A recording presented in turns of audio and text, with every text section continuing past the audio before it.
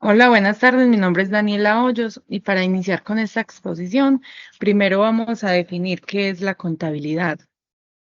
Entendamos contabilidad como el sistema o el proceso que se encarga de registrar, clasificar y analizar las operaciones financieras de una empresa. Esto con el fin de que se vean o se reflejen la situación económica o financiera de la empresa o de la organización. Vamos a hablar ya del sistema contable y los subsistemas contables. El sistema contable está definido como un sistema de información que consiste en un conjunto de cuentas, libros, formas, asientos y reportes financieros. Entonces, acá podemos decir que este sistema es el que permite a la empresa llevar un registro preciso de sus transacciones financieras. También ayuda a elaborar informes y los estados financieros y así cumplir con las obligaciones legales y fiscales. Los subsistemas, algunos de los subsistemas contables más comunes son como las cuentas por cobrar, las cuentas por pagar, la cuenta de inventario, de nómina y el de activos fijos. Hechos económicos. Un hecho económico son sucesos o transacciones que tienen un impacto financiero en la empresa o en la organización. Estos hechos pueden ser tanto internos como externos y pueden incluir la compra o venta de bienes. También puede ser la obtención de préstamos, el pago de salarios, la adquisición de activos, los ingresos por ventas, entre otros. Estos hechos se registran en el sistema contable de la empresa o de la organización y este refleja su impacto financiero y proporciona información útil para la toma de decisiones. Hipótesis fundamentales. Las hipótesis fundamentales se refieren a los principios básicos que ayudan en la preparación y presentación de los estados financieros. Algunas de las hipótesis fundamentales en la contabilidad son las siguientes. Hipótesis de empresa en funcionamiento. Esta hipótesis asume en la empresa que continuará pues operando en el futuro, lo que permite también la aplicación del principio del costo histórico y la valoración de activos a largo plazo. Acá hablamos como que esos activos se pueden valorizar. También está la hipótesis monetaria. Esta hipótesis asume que la información financiera se expresa en términos monetarios, lo que facilita también la comparación y el análisis de los estados financieros. Y la tercera y última hipótesis, tenemos la hipótesis del periodo contable.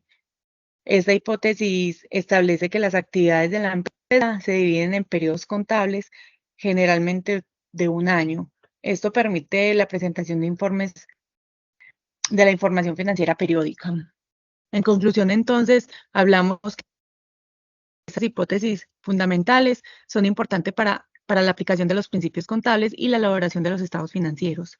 Mm, ya esto sería como hipótesis fundamentales. Ya vamos a hablar de principios de dualidad y ecuación doble. El principio de la dualidad en contabilidad establece que cada transacción económica existe al menos dos partes involucradas, lo que da origen a la ecuación contable básica. Cuando hablamos de la ecuación contable, hacemos referencia a que activos es igual a pasivos más patrimonio. Esta ecuación refleja la igualdad entre los recursos y las fuentes de financiamiento de una empresa. Los activos representan los recursos controlados de la empresa y el pasivo y el patrimonio representan las fuentes de financiamiento de los activos. Entonces decimos que el principio de la dualidad y la ecuación contable son fundamentales en contabilidad, ya que estas garantizan el registro adecuado de las transacciones financieras y la correcta presentación de la situación financiera de una empresa. Seguimos con los elementos patrimoniales y los estados financieros. Los elementos patrimoniales eh, son, son también conocidos como elementos de los estados financieros que estos serían el activo, pasivo y el patrimonio. Entonces, como activo, definimos que son los recursos controlados de la empresa, como el efectivo, el inventario, la maquinaria, cuentas por cobrar, entre otros. Y los pasivos son las obligaciones y deudas de la empresa. Estas acá incluimos préstamos, cuentas por pagar, impuestos por pagar, como dando algunos ejemplos.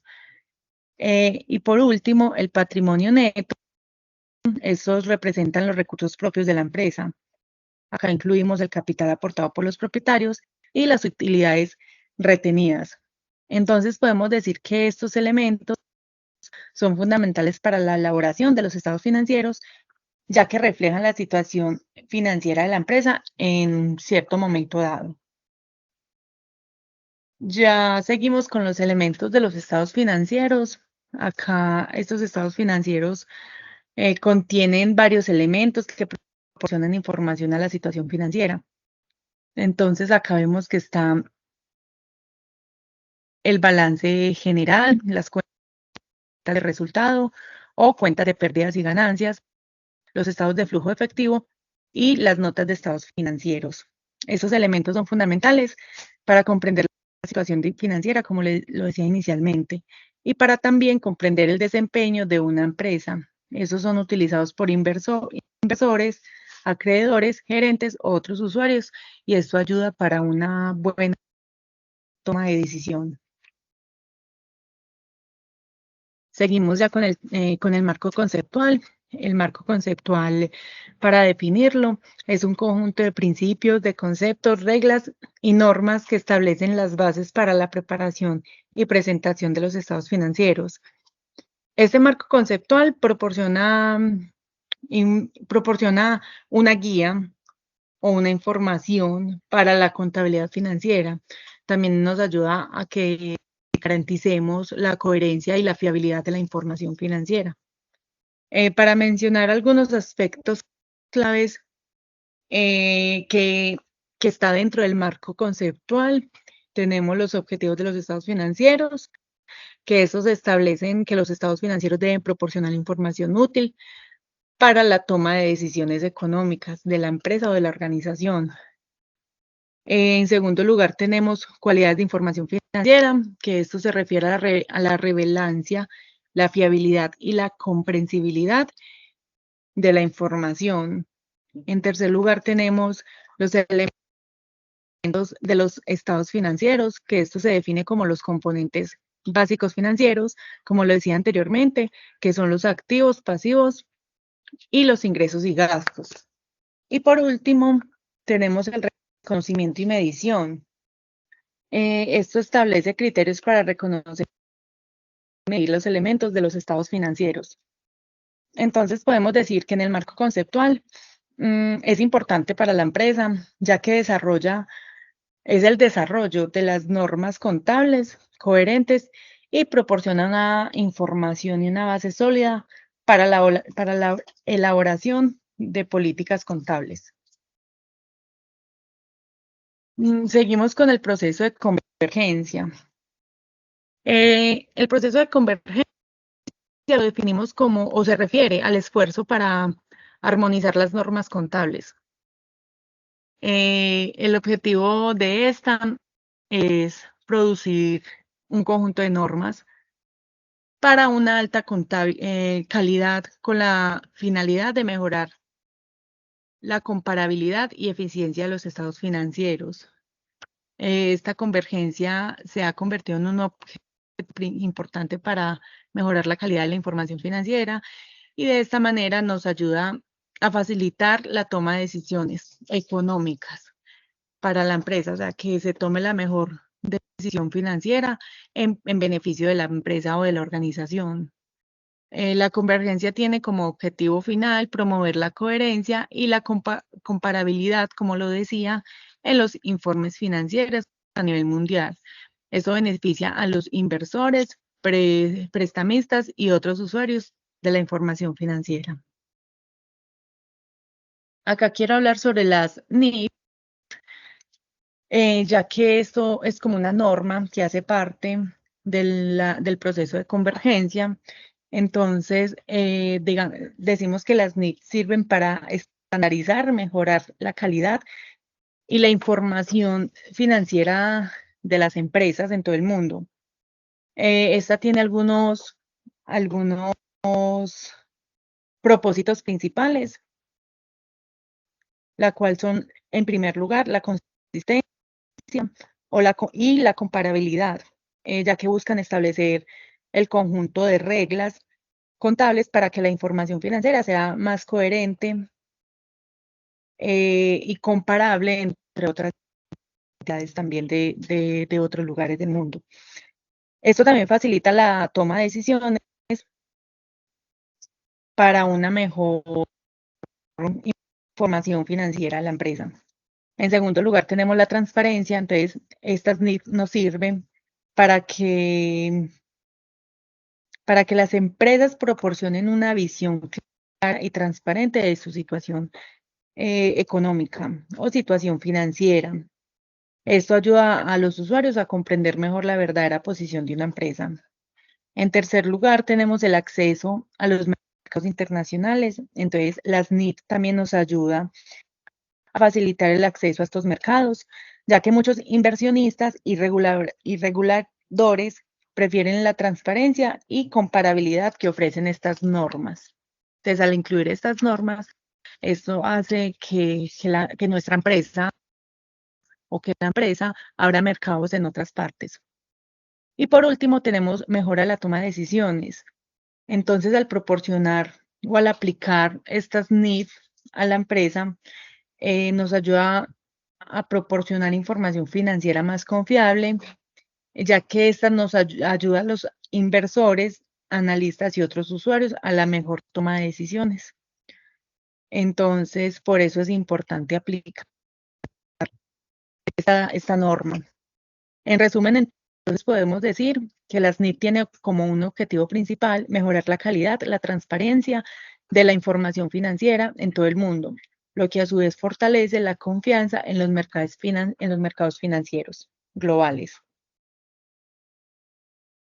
Vamos a hablar ya de las políticas contables. Entonces decimos que las políticas contables son el principio y métodos específicos de una empresa que utiliza para preparar y presentar sus estados financieros. Consiste en la elaboración de sus informes financieros para mejorar como estas, las más comunes podemos incluir como la coherencia y la uniformidad de la presentación de la información financiera. Una de las políticas podemos incluir reconocimiento de ingresos, ya que esta política define cuándo y cómo la empresa registra los ingresos generados por sus actividades comerciales. También tenemos una de las políticas, la valoración de inventario. Esta establece cómo se valora el inventario de la empresa, ya sea utilizando el método del costo promedio, el costo específico o el método FIFO, que es primero en entrar, primero en salir. Una de otras políticas que voy a mencionar es la valoración de activos fijos. Esta determina cómo se evalúan los activos de la empresa, incluyendo la depreciación y los métodos de valoración. Y por último, la contabilidad de arrendamientos. Eso es otra política que quise mencionar, porque ya que esta establece cómo se contabilizan los arrendamientos operativos y financieros. Entonces podemos decir que las políticas contables son importantes porque proporcionan coherencia y uniformidad en la presentación de la información financiera. Al seguir estas políticas contables, los estados financieros resultantes son más fiables y comparables a lo largo del tiempo. Las empresas deben revelar sus políticas contables en la nota o en los estados financieros para que los usuarios puedan comprender cómo se nos ha elaborado estos informes y así evaluar su fiabilidad. Ya por último, vamos a hablar del origen y de la evolución de la contabilidad. Entonces, el origen de la contabilidad En la antigüedad, con evidencias de sistemas contables, entonces inició con evidencias, con esas evidencias, qué pena, y esto surgió inicialmente como en egipcia, en la griega y romana. Entonces, tenemos varias evoluciones de la contabilidad. Entonces, se inició inicialmente con la partida doble. Vamos a hablar pues de la evolución de la partida doble, ya que en sus inicios la contabilidad se basaba en un sistema de partida simple, donde se registraban las transacciones en un único libro. Este método evolucionó hacia la contabilidad de partida doble, introducida por Luca Pacioli en su obra Suma de aritmética, geometría, proportioni en 1494. La evolución también, en segundo lugar, del desarrollo de los principios contables, ya que a lo largo del tiempo se ha desarrollado y definido principios contables fundamentales, como el principio de realización, reconocimiento de ingresos y gastos, este principio de empresa en funcionamiento y el principio de consistencia. Hablemos de la evolución de profesionalización y regulación. En el siglo XIX y en el siglo XX hubo un movimiento hacia la profesionalización de la contabilidad, con la creación de organismos reguladores y la promulgación de leyes que estandarizaban las prácticas contables. Ya la evolución de la tecnología y automatización, con la llegada de la era digital, la contabilidad experimentó una evolución con el uso generalizado de software especializado que automatiza procesos contables, facilitando la gestión financiera y el cumplimiento normativo. Y por último, la evolución de la globalización y armonización. Esta globalización se ha llevado un esfuerzo por armonizar las normas contables a nivel internacional, dando lugar a la adopción generalizada de normas internacionales de información financiera, más conocidas como las NIF. Entonces, en resumen, podemos decir que la contabilidad ha estado marcada por avances tanto conceptuales como tecnológicos, así por